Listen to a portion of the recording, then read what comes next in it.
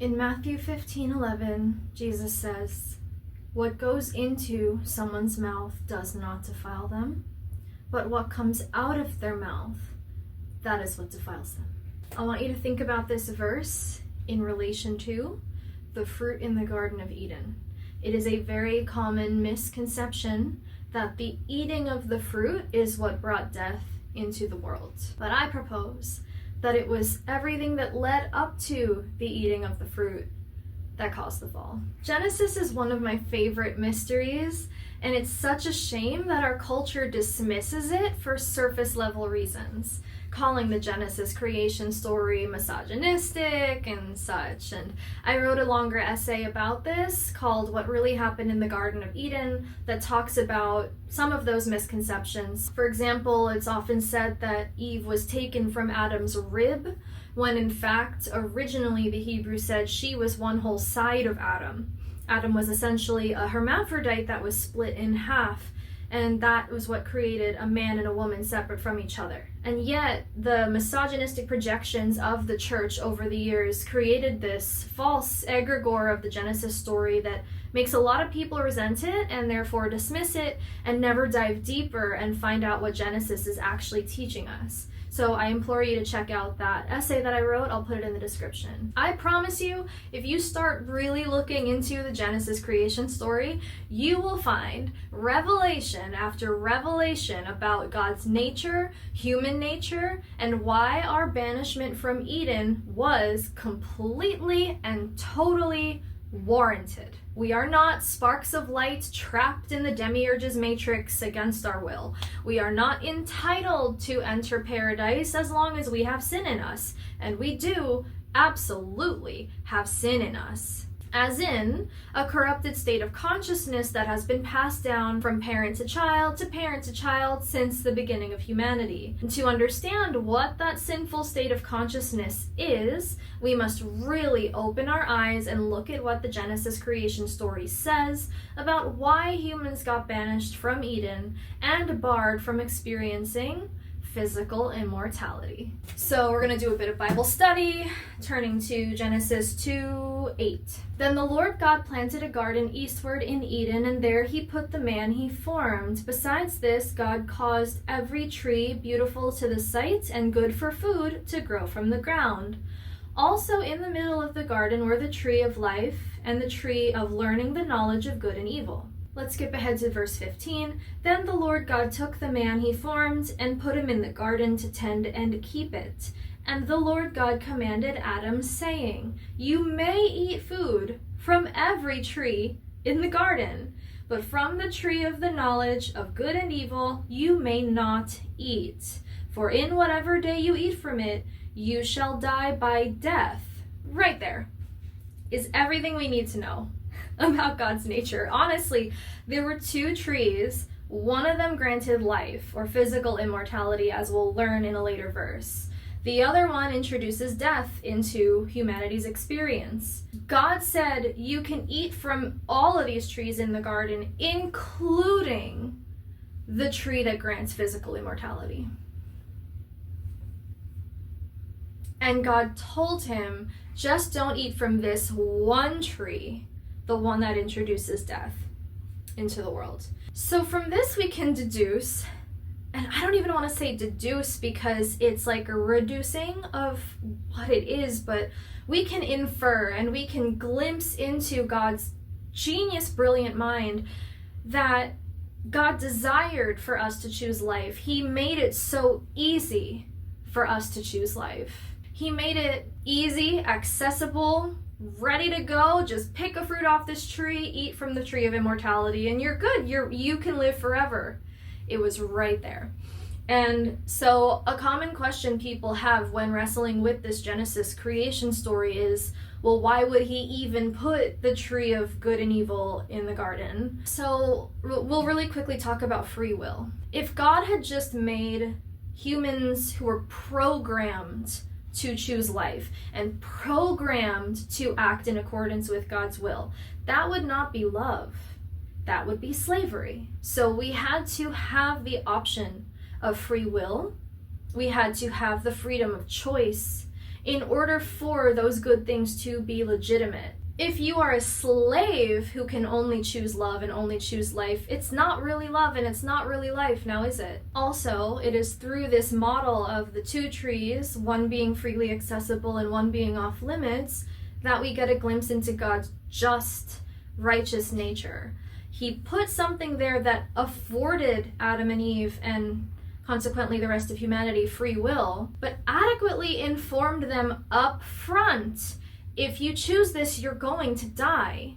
So he wasn't hiding anything from them. This was an open source garden where anything you could want to know was knowable. So then the question becomes, why did Adam and Eve choose to know evil? Because remember, earlier in Genesis 1:31, after God finishes creating everything, then God saw everything he had made, and indeed it was very good. So God's creation was only good before Adam and Eve ate from the fruit of good and evil. Like I said, it wasn't the fruit that brought evil into Adam and Eve's nature. We'll get to that. Genesis 2:21, thus God brought a trance upon Adam, and he slept, and he took one of the ribs and filled up the flesh in its place. Remember, this is actually supposed to say side. God took a whole side from Adam and formed it into the first woman, that was Eve. And it's very key that Adam was asleep for this. Because first of all, it never explicitly says that Adam woke up from this sleep state. So there's a lot, that's a whole religion of its own I'm not going to get into, but for the purpose of this sermon, let's just talk about the fact that Eve was created out of Adam's state of unconsciousness. So you could say Adam was just conscious, and his first time experiencing unconsciousness is from where Eve came. Genesis 3, now the serpent was more cunning than all the wild animals the Lord God made on the earth, and he said to the woman, has God indeed said, you shall not eat from every tree of the garden? And the woman said to the serpent, we may eat the fruit from the trees of the garden, but from the fruit of the tree in the middle of the garden, God said, you shall not eat from it, nor shall you touch it, lest you die. So that additional detail means Eve has been brought up to speed on what God initially told Adam, which is don't eat from this one tree. So Eve has also been informed of the consequences of eating from the tree of the knowledge of good and evil. So she knows. She can't claim that she doesn't know. Then the serpent said to the woman, you shall not die by death, for God knows in the day you eat from it, your eyes will be opened, and you will be like gods, knowing good and evil. There's a lot to unpack here. So Eve didn't even know what evil was yet. She didn't know whether it was something worth knowing. What she does know is she's being promised by this random snake that she will be as a god. So the first question is, why does she want that? Is God not doing enough of a good job providing all their needs, giving them all the food they could wish to eat, giving them power over the animals and over nature? This brings up so many questions about why Eve chose what she chose. Why does Eve want to know what evil is? Why does she want to be like a god? And the serpent says you will not surely die, which is very sidewindy, very slippery language. You won't definitely die. But he doesn't say you will live. So when the woman saw the tree was good for food, was pleasant to the eyes, and a tree beautiful to contemplate, she took its fruit and ate. I'll tell you what she didn't do. She didn't stop and check her facts. She didn't go find God and say, hey, there's this serpent over here saying that you're hiding knowledge from us. What's up with that? She didn't ask God for God's side of the story. So I want to directly challenge the critics of Christianity and Genesis who say, oh, God was evil. He punished Adam and Eve for seeking knowledge. This is not seeking knowledge. Seeking knowledge is getting all your facts lined up, consulting every source, making a weighted, informed decision. That is not what Eve did. She heard the snake promise her something, had no credentials to refer to decide whether he was trustworthy, had no reason to believe God was hiding anything from them because all of their needs were met. They lived in paradise. They were soulmates with each other, to use a modern phrase. There was no death. This was a perfect place. And I will remind you again, and will continue to remind everyone for as long as I'm running this church, they were totally allowed to eat from the tree of immortality. All this time, why did they not choose that one? Why was their first choice to eat from this one? Now here's a key detail that further confirms that she was not seeking knowledge. This was absolutely a choice made in ignorance. She took its fruit and ate. She also gave it to her husband with her, and he ate. Then the eyes of the two were opened, and they knew they were naked. So, okay, I need my hands for this one. The snake promised her eyes would be opened and she would know good and evil like God if she ate the fruit.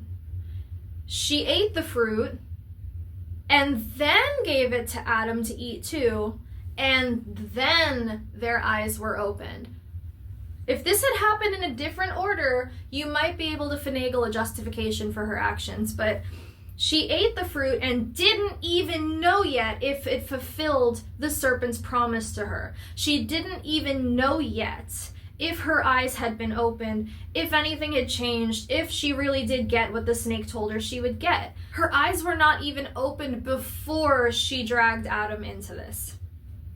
She made a decision in ignorance and then invited Adam to do something ignorant with her, so she had no justification for inviting him to eat from the fruit because she didn't even know if it worked or not yet. Naturally, that implies that he also had no reason to eat from this fruit yet. He didn't check his facts. He didn't wait and see what the consequences were of her eating the fruit before he decided to join her in this stupid decision. So they both made a stupid decision, and then their eyes were opened and they saw they were naked. So they sewed fig leaves together and made themselves coverings. Then they heard the voice of the Lord walking in the garden that afternoon, and Adam and his wife hid themselves within the tree in the middle of the garden from the presence of the Lord God. So now they're hiding themselves. Okay. These are not beings interested in truth. Because if you really stood for truth, and you really knew in your soul that you were about truth, why would you be hiding from God? What would there be to hide? So, something I forgot to mention, and it's important to understand this verse. In order for the serpent's suggestion to work on Eve, she would have to entertain the possibility that God was indeed hiding something from her and Adam. When the serpent said, God knows if you eat this, actually you're going to become like God, Eve had to allow that to take root in her mind and say to herself, wow, what if God is hiding something from me? And it was that opting into a new perspective wherein her creator God was evil, that's the place from which she made the decision to eat the fruit. So now that they're hiding from God, it further confirms that somewhere in them they believe God is evil. Because up to this point, God has not given them any reason to think that he's cruel or sadistic or hiding anything. Everything that's happening here is entirely being projected out of their own imaginations. So the Lord God called Adam and said to him, Adam, where are you? This is so fascinating because we don't really know if God was asking this because he genuinely couldn't see them anymore, which, considering that they all used to walk around together in the garden in the cool of the day, implies that something changed so that God was maybe not as aware of their presence as before. I had a mystic Christian friend interpret it this way. When they made the choice to do something behind God's back and then hide from God, that introduced a sort of shadow element or darkness into the Garden of Eden. So it could very well be the case that when they made that decision to live a deception, their light dimmed. And so now the level of visibility and brilliance that they had was immediately darkened. And so when God was asking, "Where are you?" that could have been a sincere question. Not that God doesn't know, but more like a God saying, "Why can't I see you like I could see you before?" It could also be that God was asking this question to give them a chance to be honest, because again, God wasn't evil. He was merciful. Here's another chance to come clean, do the right thing, be in truth, be good. But instead they chose to lie. Adam said, "I heard your voice as you were walking in the garden, and I was afraid because I was naked, so I hid myself." What's he afraid for? Afraid of what? God has never done anything to scare them to this point. Thus God said, "Who said you were naked? Have you eaten from the one tree from which I commanded you not to eat?" Then Adam said, "The woman you gave me of the tree, and I ate." So he's blaming Eve. So in this act of blaming Eve, he's forfeiting his sovereignty. He's basically pretending he doesn't have free will. Obviously, if free will is a fundamental component of the Garden of Eden that allows them to freely and willingly and choosingly experience God's love and God's provision of life, if you now deny that you have free will by claiming someone else forced you to do something, you are voluntarily opting out of your free will. You are opting out of your freedom. God didn't do that to Adam. He did it to himself. So the Lord God said to the woman, "What is this you have done?" The woman said, "The serpent deceived me and I ate." So now she's doing it too. She's blaming someone else instead of being sovereign, instead of taking responsibility for her actions. This would have gone very differently if they really were about truth. Because if they were about truth, they wouldn't have been hiding in the first place. And after eating the fruit, they would have just openly and plainly told God, "Hey, we ate from that tree you told us not to eat from, and now we know that we're naked. What's going on?" Right? It could have been an open dialogue. There could have been forgiveness here. But they just kept making it worse for themselves. So this is where all the curses come in. And I hesitate to call these curses because it seems more to me like God is just describing what's about to happen next. Because God knew when they ate of the fruit, death would ensue, and all the things that go along with death, suffering and pain. So when he says to Eve, "I will greatly multiply your pain and your groaning, and in pain you shall bring forth children. Your recourse will be to your husband, and he shall rule over you," that doesn't read to me like God punishing them. I'm biased, I love God.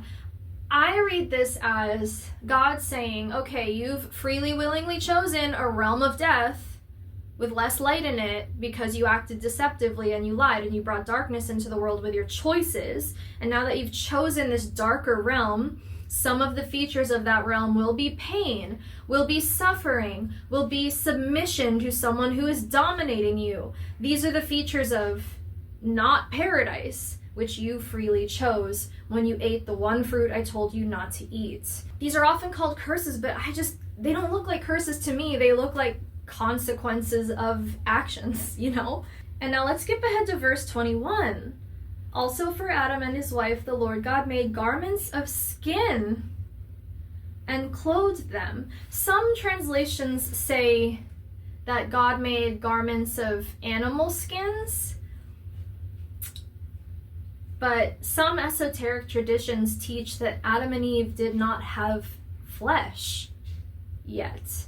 And so when God made them garments of skin, it was more like meat suits for them to operate in this darker, denser material realm, which they had now fallen into. So originally they were in like a land of light, walking alongside God, and they had light bodies. Now that they'd chosen darkness with their deceptive behavior, a consequence was that they now had a fleshly body. Now finally, when God says in verse 22, "Behold, the man has become like one of us to know good and evil. Now lest he put out his hand and take also of the tree of life and eat and live forever." ... So then God casts them out of the Garden of Eden and sets up a cherubim with a flaming sword to stop them from re-entering Eden. And again, some people think this is harsh, but remember, they had the free option to eat from the tree of immortality before So now what I'm seeing is they've proven themselves unworthy by being liars, by pretending they don't have free will, blaming others for their actions. And so let's return to the question of what was the original sin. Oftentimes you'll hear this sort of thought-stopping rhetoric in Christian discourse of like, oh, the original sin was disobedience. Disobedience, that's it. And that's like the end of the conversation. But I think it's so much more than that. Eve failed to check her facts by asking God or her soulmate for their perspective. This is willful ignorance. Eve made her decision without Adam, even knowing her actions would affect him, and this is a lack of empathy. Eve put her faith in some random serpent who she was supposed to steward. Oh, this is key. The first responsibility God gave to Adam and Eve was to steward the animals. Steward meaning optimize their potential. So to be a steward, you have to be in a natural position over, right? You have to be in leadership. She let the serpent lead her. So she forgot who she was designed to be. She failed to meet the expectation given to her by God. She failed to fulfill her one responsibility. So she proves herself irresponsible and untrustworthy by failing to do her God-given duty. She saw that the fruit was good to eat, despite having no evidence of that, so she was self-deceiving. She was not in truth. And then before she even knew if the fruit really did impart the knowledge that the serpent promised her, she invited Adam to eat it too, thereby blindly spreading this mind virus with no regard for the consequences that it would have for Adam. And for that matter, their future descendants. This is recklessness. Adam, in choosing to take a bite with her, committed all the same mistakes as she did. Self-deception, submitting to the animal rather than stewarding it, assuming one already knows the truth instead of checking one's facts first, and so on. Lied and pointed fingers at each other. This is a forfeiture of sovereignty. And by blaming each other, there's an implicit cruelty in that because they were hoping that whatever consequences they might incur would then be put onto somebody else. So they wanted someone else to suffer the consequences of their own actions, which, frankly, is not the behavior of a good steward or good leader. So, of course they're not worthy to be stewards of nature in the Garden of Eden, if that's how they react when held accountable for their actions. So, again, this is not just disobedience, this is a huge tangle of shortcomings and character flaws. So you could say that the original sin was more like a general corruption of character rather than one small, silly mistake. And it all stemmed from Eve's assumption that God must have ulterior motives, because there was absolutely no reason to believe that. There was nothing about the paradise of Eden to support the serpent's suggestion that God was evil. That assumption had to have begun in Eve's mind. So it was a projection from her mind that distorted her perception and knowledge of God. That projection was there before she took a bite of the fruit. So I'll remind you again of what Jesus said. It's not what you eat that defiles you, but what comes out of your mouth that defiles you. The fruit didn't defile them. Their internal state was shadow cast, convoluted, and lacking light. Nobody can claim that God was keeping any secrets about immortality from Adam and Eve because, again, the tree of immortality was right there out in the open, ready and waiting to be eaten from in the middle of the garden. So it was actually Adam and Eve who were attempting to keep secrets from God. So what came out of Adam and Eve was evil. The fruit from the tree of knowledge didn't put that evil there. The fruit of death only looked appetizing to Adam and Eve because they were more interested in death than they were in life. Seeking the truth from God's higher mind requires willful intent and a desire to know God, which Eve failed to demonstrate when she ate the false fruit without consulting God or her conscious counterpart Adam first. And now let's go back to what I kind of mentioned in passing about Adam being in a trance or unconscious state when Eve was created. This goes back to what I was saying in the biophotonics sermon about how the utmost consciousness is God and everything else is an emanation down. So there's God, then there's creation, one emanation down. There's Adam, one emanation down. There's dreaming, one more emanation down. That's represented by Eve. And then there's the realm of death, which we've fallen down into. as a result of being too invested in the events of the dream. More interested in the dream than in God, anyway. Abstractly, they chose to go deeper into the darkness of the dream rather than go up towards the light of God by seeking God's mind, by consulting with God before making decisions. From this, we really see how free we are. God lets us choose what version of reality we experience and does not force us to perceive him as good, and God does not force us to live. To awaken and come back to life, back to God, is to willfully choose to rise out of the hypnotic sleep state, the dream of death, and choose the tree of life in every moment.